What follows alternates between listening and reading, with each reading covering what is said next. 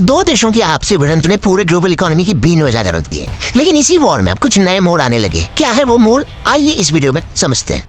दोस्तों, दुनिया में ईरान और अमेरिका की वॉर ने ऐसा रायता फैलाया है कि समेटते हुए सारे देशों की कमर में दर्द हो गया है। मैं तो कमर में दर्द बोल रहा हूँ, दर्द उनको कहीं और हो रहा है। दोस्तों, जियोपॉलिटिकल सिचुएशन को समझाने के लिए इससे ज्यादा सही सेंटेंस हो ही नहीं सकता कि रायता फैल चुका है। अमेरिका ने अपनी जिद में ईरान को अंडरएस्टिमेट जरूर किया, लेकिन अब उसकी आग में गल्फ के देशों से बर्दाश्त नहीं हो रहा। मिडिल ईस्ट एक बार फिर से बारूद के ढेर पर बैठा है। ईरान और गल्फ देशों के बीच का बवाल अब ग्लोबल लेवल पर देशों को परेशान कर रहा है। एक तरफ अमेरिका अपनी साख बचाने के लिए स्ट्रगल कर रहा है, वहीं इजराइल अपनी सिक्योरिटी को मजबूत कर रहा है। इन दोनों के बीच गल्फ देशों की लगी बड़ी है। सबसे ज्यादा दिक्कत उन इकोनॉमी को आने वाली है जो डिजिटल पेमेंट को ज्यादा बढ़ावा देते हैं या पूरी तरह डिजिटल हो चुके हैं। अब इसमें ईरान ने सबसे ज्यादा उन डेटा सेंटर्स को निशाना बनाना शुरू किया है, जिससे ग्लोबल बैंकिंग और हेल्थ सिस्टम चरमरा सकता है। ईरान अब साइबर और इंफ्रास्ट्रक्चर वॉर पर आ चुका है। Amazon's cloud unit reports fire after objects hit the UAE data center on March 1st. The cloud service provider said 2 of its facilities in the UAE were directly hit by drones. Saudi Arab में develop किए गए अमेरिकी data centres को निशाना बनाया जा रहा है। अब सबको पता है कि आज के युग में डेटा ही नया ऑयल है, यानी तेल।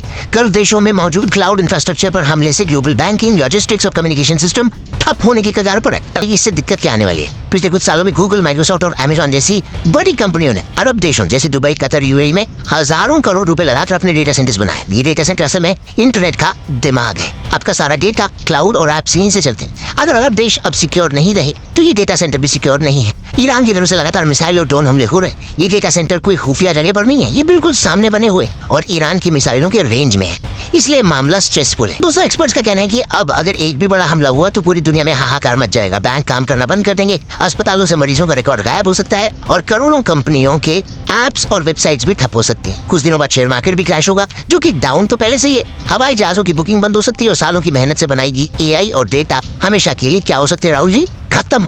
सबसे बड़ी लापरवाही ये है कि कंपनियों ने अपना बैकअप भी उसी इलाके में बना रखा है, यानी अगर एक जगह आग लगती है तो बचाने के लिए दूसरी जगह भी वही है जो खतरे में। हालांकि टेक कंपनियां आमतौर पर डेटा को दुनिया के अलग अलग कॉन्टिनेंट्स में फैला कर रखती है। इसे ज्योग्राफिक रिडंडेंसी कहते हैं, ताकि एक इलाका तबाह होने पर भी इंटरनेट चलता रहे। पूरी दुनिया ये नहीं चुकी है कि अगर कभी वॉर होती है तो अमेरिका अपने ही डेटा सेंटर्स और बेस नहीं बचा पा रहा है, वो किसी और देश को क्या ही बचाएगा? ऐसे में जिस डील को करके अमेरिका दूसरे देशों की जमीन पर अपनी प्रेजेंस बढ़ाता था, अब उसको झटका लगा है। ऐसा झटका जो आने वाले टाइम में गल्फ के देशों को ही नहीं बल्कि कई सारे ऐसे देशों को भी अपनी इक्वेशन को ठीक करने और अपडेट करने पर मजबूर करेगा जो अमेरिका को अपना माई बाप मान बैठे थे। समझिए, हजारों वर्ष में ये पहली बार है कि ईरान अपने आसपास के मध्य पूर्वी देशों से हार गया है। उन्होंने कहा है थैंक यू प्रेसिडेंट ट्रम्प, और मैंने कहा आपका स्वागत है। लेटेस्ट अपडेट ये है कि यूएस के प्रेसिडेंट ट्रम्प ने एक बयान दिया है, सोशल मीडिया पर उन्होंने लिखा है। क्या कहा है उन्होंने, आइए पढ़ते हैं। ईरान जिसे बुरी तरह से हराया जा रहा है, ईरान ने अपने मध्य पूर्व के पड़ोसी देशों से माफी मांगी है और वादा किया है कि हम अब उन पर गोलीबारी नहीं करेंगे। ये वादा केवल अमेरिका और इजराइल के लगातार हमलों की वजह से किया गया। वे मध्य पूर्व पर कब्जा करना और उस पर शासन करना चाहते थे। ट्रम्प ये लिख रहे हैं ईरान पे, ठीक है, आगे बढ़ते हैं। ये अपने सोशल मीडिया पर ट्रम्प ने लिखा है ईरान को लेकर के। अब क्योंकि ट्रम्प ने लिखा है, ट्रम्प का बयान है, तो उस पर डाउट तो होता है, क्योंकि इससे पहले भी ट्रम्प ने लंबी फेंकी है और इस बार भी लग रहा है कि भाई साहब फेंक ही रहे होंगे, क्योंकि इस बयान के बाद भी ईरान ने हमले कहाँ रुके हैं?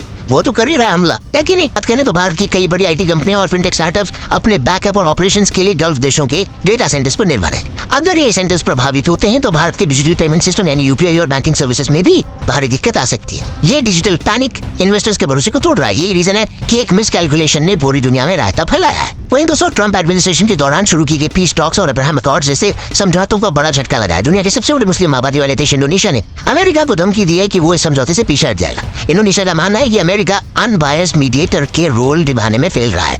ये अमेरिका की सॉफ्ट पावर के लिए एक बड़ी हार है। साउथ ईस्ट एशिया में अमेरिका का इन्फ्लुएंस कम होना चीन जैसे देशों के लिए नए रास्ते खोल सकता है। इंडोनेशिया की धमकी खो गई नहीं है, दरअसल लगातार अमेरिका की डूबती हुई साख और उसके ऊपर गल्फ देशों के ट्रस्ट के गिरते लेवल को दिखा रहा है। सोशल मीडिया और कुछ इंटरनेशनल मीडिया आउटलेट्स पर यह खबर भी चल रही थी अभी कि अमेरिका ने भारत को रशिया से तेल खरीदने की स्पेशल परमिशन दे दी है। इसको हमारे फॉरेन मिनिस्टर ने साफ करते हुए अमेरिका के कान खड़े किए। उन्होंने कहा कि भारत का उदय दूसरों की गलतियों से नहीं बल्कि भारत की अपनी ताकत और मेहनत से तय होगा। Countries are determined by the country. The rise of India will be determined by India. It will be determined by our strength, not by the mistakes of others.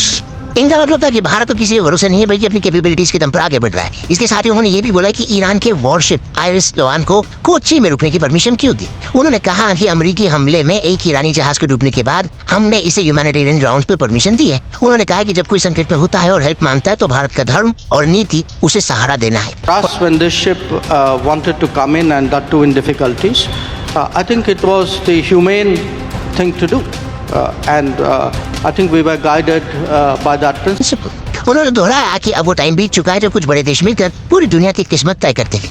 अब दुनिया मल्टीपोलर हो चुकी है जहाँ कई ताकतवर देश हैं और किसी एक का वर्चस्व अब वैसा नहीं है जैसा पहले होता था। दरअसल ये सीधे यूएस को भारत का जवाब था, समझे। दोस्तों आग लगाना बड़ा आसान होता है लेकिन आग को बुझाने में नापो चने चबाने पड़ते हैं। सऊदी अरब और यूएई इस बात को बहुत अच्छे से अभी समझ रहे हैं।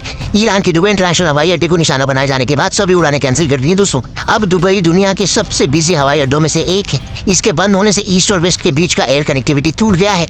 टूरिज्म और ट्रेड पर निर्भर दुबई की इकोनॉमी के लिए एक बड़ा झटका है। हजारों यात्री बीच रास्ते में फंसे हैं और एयरलाइन इंडस्ट्री को हर घंटे करोड़ों डॉलर का नुकसान हो रहा है। फाइनेंशियल एक्सपर्ट्स ने चेतावनी दी कि अगर वॉर अगले कुछ हफ्तों तक जारी रही तो दुनिया को ग्रेट रिसेशन से भी भयानक मंदी का सामना करना पड़ सकता है। गल्फ से तेल का इंपोर्ट रुकने से कच्चे तेल की कीमतें भी $150 प्रति बैरल को पार कर सकती हैं। ईरान के वॉर से दुनिया की 20% इकोनॉमी अफेक्ट हो चुकी है। ट्रांसपोर्टेशन और एनर्जी महंगी होने से हर चीज के दाम भी बढ़ सकते हैं जिससे गरीब और मिडिल क्लास परिवारों की कमर भी टूट जाएगी।